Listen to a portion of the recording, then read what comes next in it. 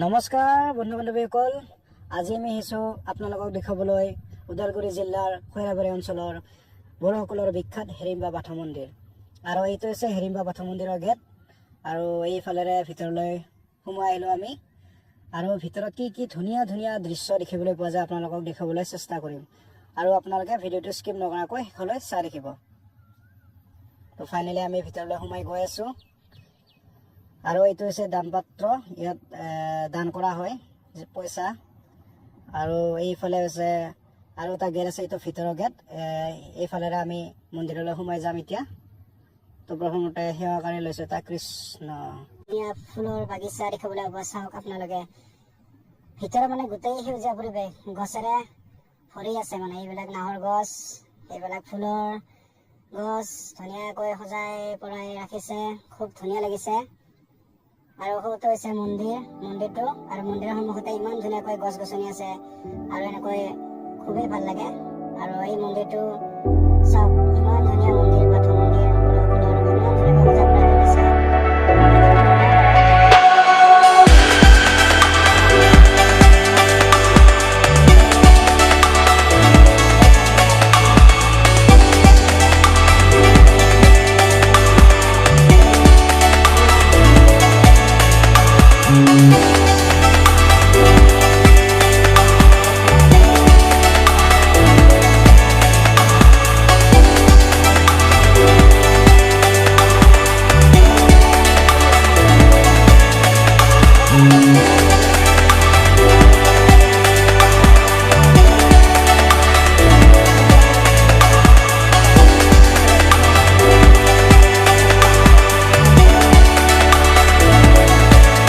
আৰু এইটো হৈছে পুখুৰী।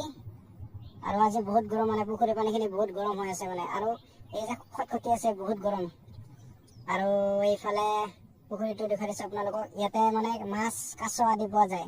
ইয়াতে মানে খাদ্য দিব লাগিব, তেতিয়াহে মাছবিলাক, কাছবিলাক আহে। আৰু গাইজ, আজি ফাৰ্ষ্ট টাইম মানে হিড়িম্বা মন্দিৰলৈ আহিছোঁ। আৰু আপোনালোকক আজি ফাৰ্ষ্ট টাইম জোৰণেৰে মানে হিড়িম্বা বাথৌ মন্দিৰটো দেখুৱাই দিম। গতিকে বলক চবটো চাই লওক।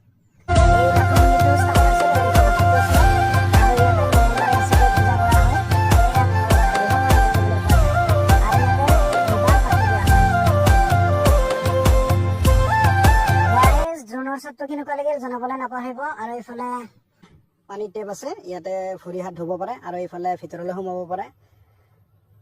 ইয়াতে বাল্টিং থোৱা আছে, পানী লৈ ভৰি হাত ধুব পাৰে। আৰু এইফালে আমাৰ জুবিনদাৰ মৰমৰ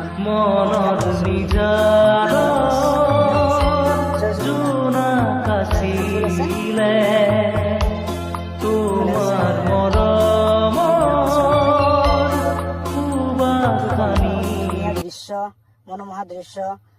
আৰু এইফালে চাওক, এইফালে ঘৰ আছে, মানে তাতে বহি জিৰাব পাৰে। ইয়াতেও ডাষ্টবিন থোৱা আছে। আৰু এইফালেও মানে আপোনালোকক দেখুৱাই দিছোঁ, মানে ফুলনি বাগিচা আছে ধুনীয়া ধুনীয়াকৈ। ইয়াতে আৰু কিবা কিবি লিখা আছে বাৰু, বড়োতে লিখা আছে। আৰু এই মন্দিৰটো আকৌ এবাৰ দেখুৱাই দিছোঁ আপোনালোকক।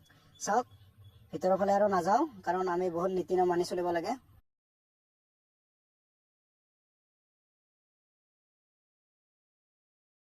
গাইজ, এই ঘৰটোৰ ভিতৰত যে আছে মূৰ্তি থোৱা আছে, আপোনালোকক বুজাই দিম। এই যে এনেকৈ থোৱা আছে, মানে এইসকলৰ আগৰ দিনৰ মানে আটা পিতাসকল যেতিয়া ঢুকাইছিলে, তেখেতসকলক মানে আত্মাৰ শান্তিৰ কাৰণে এনেকুৱা ব্যৱস্থা কৰা হৈছিলে মানে। তো জনম জনম থাকিব লাগিব, সেয়েহে মূৰ্তিৰে এনেকৈ দেখুওৱা হৈছে, যাতে ল'ৰা ছোৱালীবিলাকে বুজি পায়।